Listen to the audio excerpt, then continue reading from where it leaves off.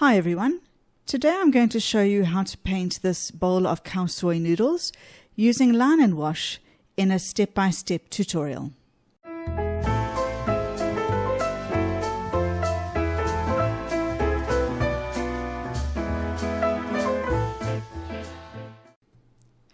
Khao Soi is specifically found in the north of Thailand and has its origins just over the borders of northern Thailand, in Myanmar, which is the old Burma, and Laos. Khao Soi is a creamy and slightly spicy yellow coconut curry dish unique to northern Thailand. You also cannot judge the quality of the Khao Soi by the look of the restaurant from the outside. This restaurant serves one of the best Khao Sois in Chiang Mai. This other restaurant is right next door to one of my favorite art supply stores in Chiang Mai. This is the Khao Soi preparation station, and I think that the dish presentation is the best that I have seen, and the taste is equally delicious. You can have chicken, beef, or pork Khao Soi. The bowl begins with cooked egg noodles, then the protein is added and a spoonful of the curry broth is poured over it. Then the bowl is topped with crispy, deep-fried egg noodles.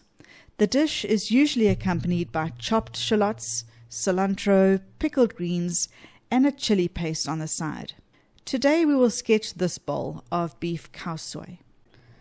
Supplies for today include a sharp pencil, eraser, a size 0.3 micron pen, paintbrushes size 4 and 8, a paint palette, spray bottle, tissue, and some water. I will also be adding some text to my page after the sketch is done, and to do that I'll use a size 0.8 and 0.1 micron pens. I'm still working in my Moleskine Art Collection sketchbook with paper 165 GSM.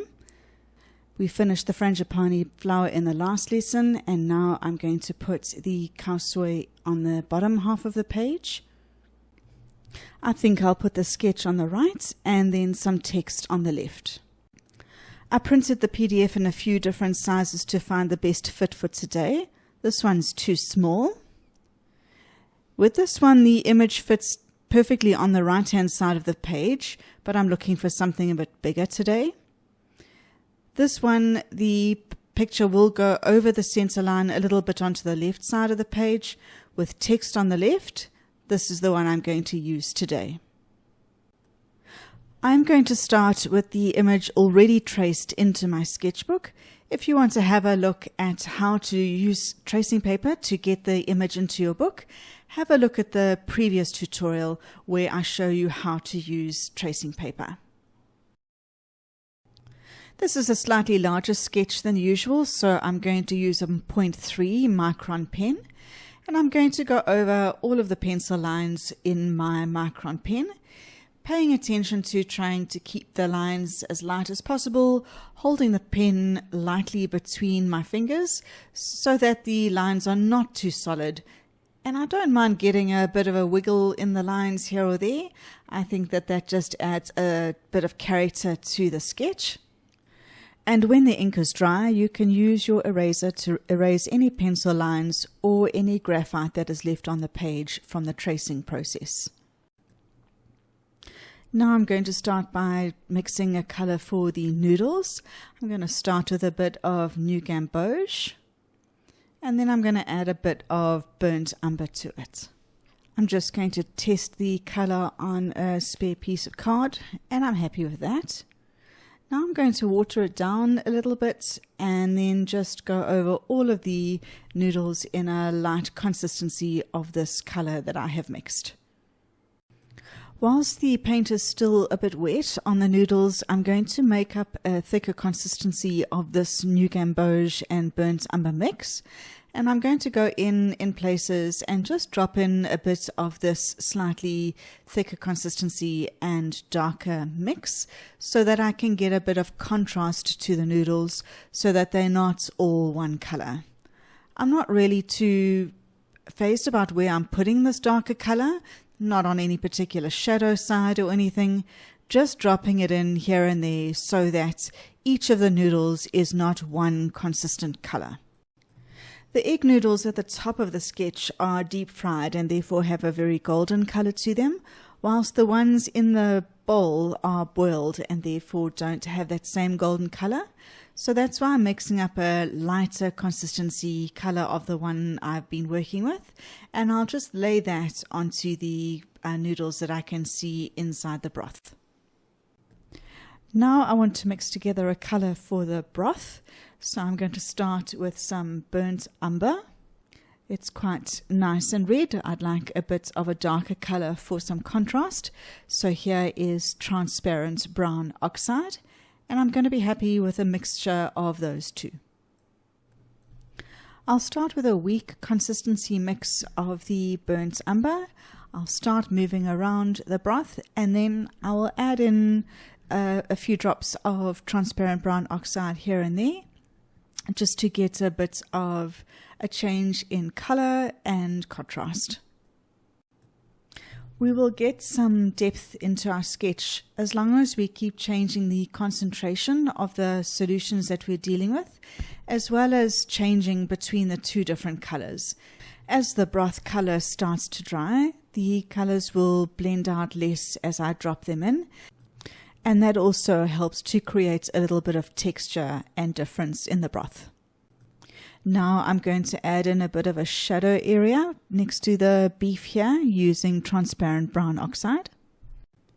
I'm quite conscious of the fact that there's quite a lot of brown in this sketch, so I'm going to add some rose madder permanent to the color that I'm going to use for the beef. And then I'll use transparent brown oxide for the darker areas. And then I'll drop some sepia into the darkest areas. Now for the green bits, I'll start with a light wash of sap green. And then I'll add in some darker undersea green and just drop it in here and there. I want to add a bit of contrast to the noodles in the broth, so I'm just picking up some of the yellow paint that's on my palette, and I'll also just add in a little bit here and there on the noodles, just so that they aren't all one color. I still want the noodles at the top to have the most golden color, so I'm just going to darken the color on some of those. I'm still very aware of everything looking a little bit brown in this image, so I'm just going to mix some perylene red with my burnt umber, and I'm going to do a light wash of this in places throughout the broth just to get a slight difference in color. I will let everything dry before I do the next step. I want to add a few of the oily drops that I can see on the top of the broth. So I'm going to add a little bit of indigo to the brownish color that remains on my palette, and then I'll just move around and drop in a few drops of different sizes and at random locations throughout the broth. Now onto the painting of the bowl. I know that in the photograph that the bowl is white, but I'm wanting to add a bit more color to my sketch, so I'm going to make the bowl pink. Whilst I don't have pink in my palette, a very weak consistency mix of perylene red will do. Because of the size of the bowl, I'm going to move to a size 8 brush now, just so that I can move quickly before the paint dries. I will start by doing a light initial layer over the whole bowl and then go in for a bit of shadow once I've done that. Whilst the base layer is still damp, I'll go in with a slightly thicker consistency of the pink mix and just put in a bit of shadow into the areas of the bowl where it's curved. I'm always looking for any opportunity to add more contrast or more shadow to the sketch. Before starting any further shadow layer, make sure that the image is completely dry before you continue, otherwise it's going to make muddy areas on the sketch. I'm going to start by mixing a shadow color of a mixture of ultramarine and burnt umber. Then I will try and exaggerate the curve of the bowl by putting in a shadow area at the deepest part of the curve. And then I will add some darker shadows here on the shadow side.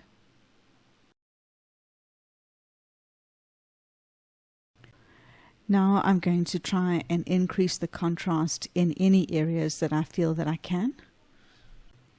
I will always take any opportunity that I can to increase the shadows and contrast areas in the darkest areas of the sketch whenever I can. This contrast is what gives us more three-dimensionality to the sketch and makes it look more realistic. The further apart that you are able to push your lightest lights and your darkest darks in your sketch, the more realistic it will be. Now it's time to add a little bit of text to my page. I'll start by putting down some guidelines for myself, and then I'll use a size 0.8 micron pen for the heading, and then I'll move down to a size 0.1 for the writing.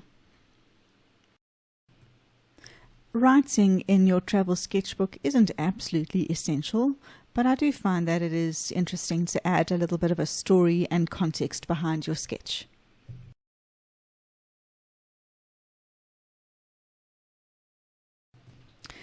The sketch could be finished as it sits right now, but I decided I wanted to put the bowl on the table, and in order to do that I'm going to have to add a bit of a shadow.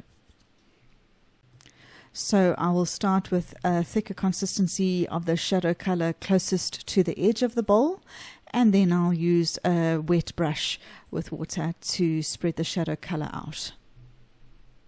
As I add more water, the shadow color will dilute, so I will keep on dropping in more of the darker shadow color closest to the base of the bowl until I'm happy with the result. And then I will take one final opportunity to add a bit of brightness to the section of the page, and there's the finished double page spread. If you found this video useful, please click the like button below and hit the bell icon to subscribe. And do let me know in the comments section what you enjoyed and what you would like to see more of. Until next time, bye for now.